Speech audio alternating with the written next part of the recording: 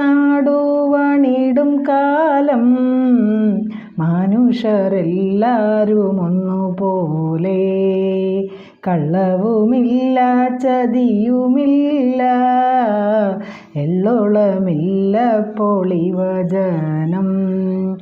അന്ന് അത്രയും സുന്ദരമായിട്ടുള്ള ഒരു സമൂഹത്തിലാണ് ബലി ഭരിച്ചിരുന്നത്. അപ്പം നമ്മുടെ നാടെന്ന് പറയുന്നത് മഹാബലി ഭരിച്ചു എന്ന് പറയുമ്പോൾ ബലി ശരിക്കും ഭഗവാന്റെ ഒരു ഭക്തനാണ്. ശരിക്കും അത്രയും ഭഗവാന്റെ ഭക്തനായ ബലിയെ പക്ഷെ ഇന്ന് നമ്മുടെ കടകളിലുമൊക്കെ വളരെ വികൃതമായിട്ടുള്ള ഒരു രൂപത്തിലാണ് അവതരിപ്പിച്ചിരിക്കുന്നത്.